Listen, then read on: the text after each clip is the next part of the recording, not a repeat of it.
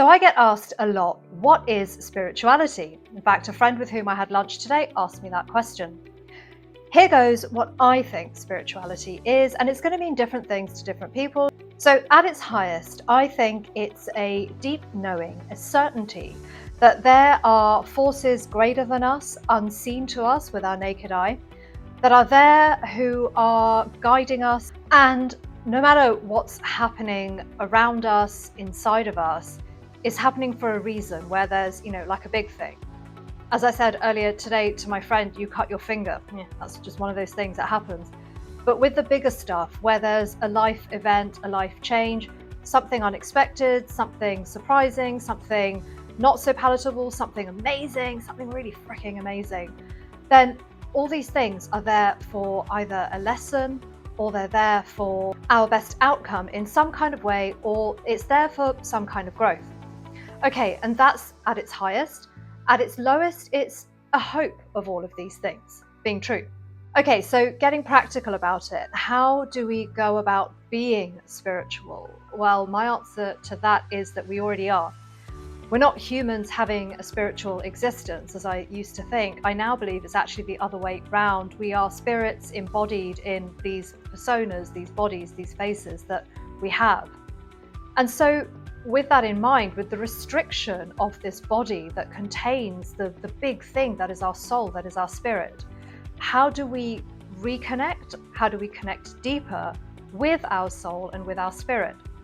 Again, this is going to be different things for different people. So let me offer you a range of different ways in how you might want to get started. An easy way, if you don't like silence, and not many of us do, let's face it, an easier way is to go for a walk. Really simple. To go for a walk, it doesn't even have to be out in nature. If you live in the middle of a banging city and you can't get out in nature, you can't even get to your nearest park because you don't have one, that's fine. Go for a walk around the block. There will hopefully be trees nearby, and that will help you to connect with nature, even in some small way. But just go for a walk and make it a mindful walk. So there are different types of walks you can go on. There's the kind of walk you can go on where you're ruminating and you're going over all the bad things that have happened and that conversation that you had and that problematic thing that you've got on at work, that project, how you're going to solve it, where the answers are.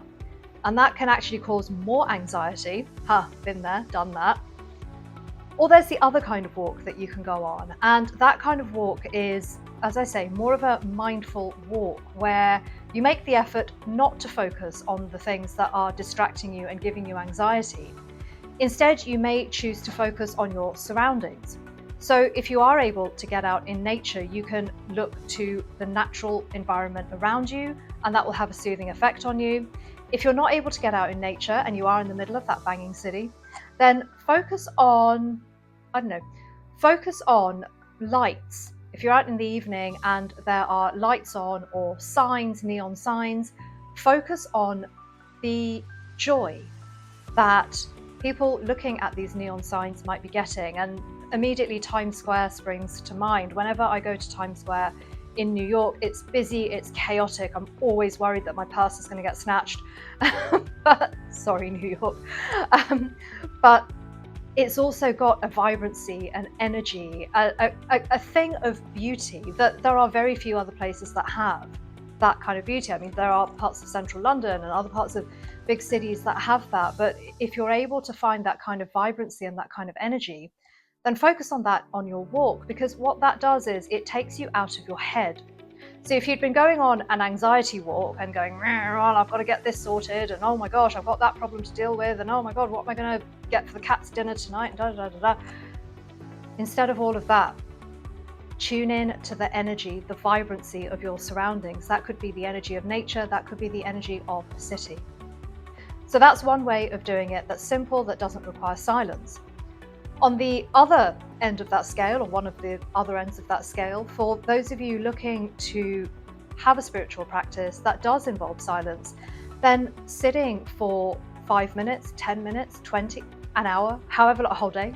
I challenge you to do that. And if you do, please drop the comments below, because I would love to meet you and you can tell me how to do that. Sit in silence for as long as feels comfortable.